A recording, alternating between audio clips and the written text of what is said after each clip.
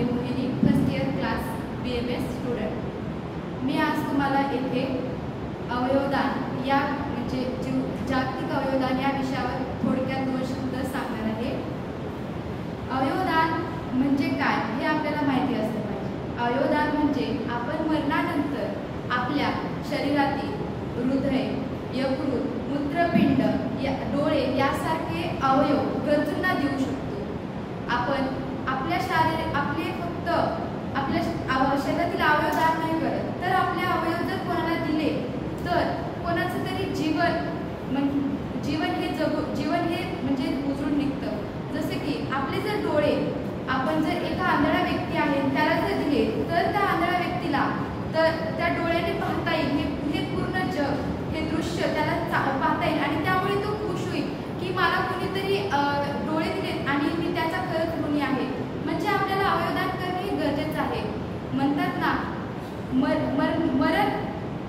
मरण जरी संपलं तरी आपल्या दुसऱ्यासाठी आपण जे काही देतो ते त्याच्यासाठी काहीतरी असतं।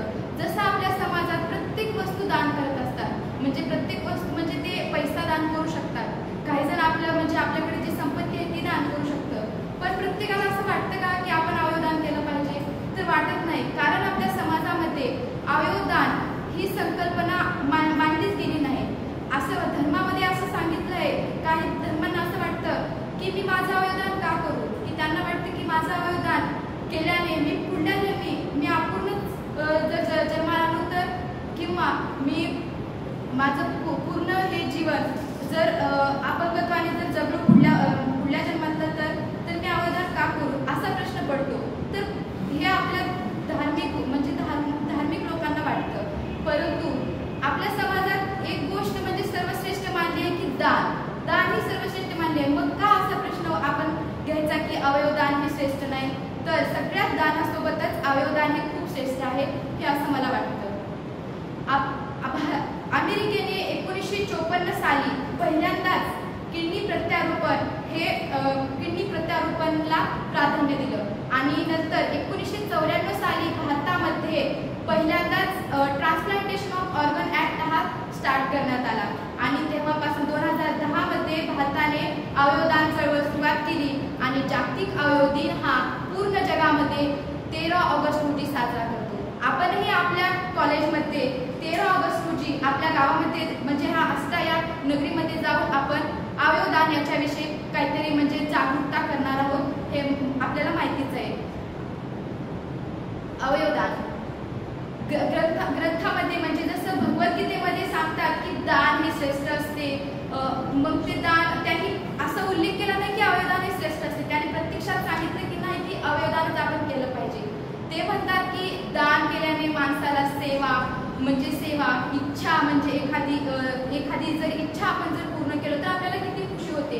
तसंच आपण मरणानंतर जर आपला अवयव कोणाला जर दिलं तर त्या व्यक्तीला ती किती खुशी होणार आहे। एक उदाहरण आहे, एका 20 वर्षाच्या मुलाचा अपघात झाला होता आणि तो अपघात झाल्यानंतर त्याच्या वडिलांनी म्हणजे त्या ठिकाणी त्याचा देह हा न जाळता त्याला काय केलं तर त्याचे अवयव त्यांनी दान केले, त्याचे अवयव दान केले। त्याच्यामुळे एका तरुणीला त्या डोळ्यांनी पाहता आलं, एका वृद्ध स्त्रीला हृदय मिळालं, त्याच्यामुळे ती नवीन परत जीवन जगू शकली।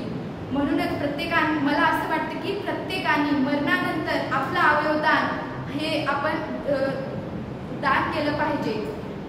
मला असं वाटतं की आपण याबाबत आपल्या कुटुंबियांना सांगू शकतो की आपण अवयवदान करावं आणि स्वतःनी पण असं ठरवलं पाहिजे की मी माझ्या मरणानंतर माझ्या या अवयवदानाचं मी अवयवदान करणार आहे। आयुर्वेदामध्ये तर असं सांगितलं नाही की अवयवदान प्रत्यक्षात नेमकं काय असतं, म्हणजे पण त्यांनी आपल्याला एक गोष्ट माहिती आहे की ज्या वेळेस आपण मरतो त्यावेळेस म्हणजे आपण मरण पावतो त्यावेळेस आत्मा हा आपला क्षणभंगूर आहे, म्हणजे तो आपल्या एका शरीरातून दुसऱ्या शरीरात जात असतो। मग आपण का आपले अवयवदान दुसऱ्यांना द्यायचे नाही? जर आपण आपले अवयवदान जर दुसऱ्याला दिले तर दुसऱ्याचं जीवन पण घडू शकतं ना। म्हणूनच म्हणतात आयुर्वेदाने पण सांगितलं, आयुर्वेदाने डायरेक्टली नाही जरी सांगितलं तरी पण ते इनडायरेक्टली पद्धतीने आपल्याला सांगितलं आहे की आपण दान हे केलंच पाहिजे। जसं आत्मा एका शरीरातून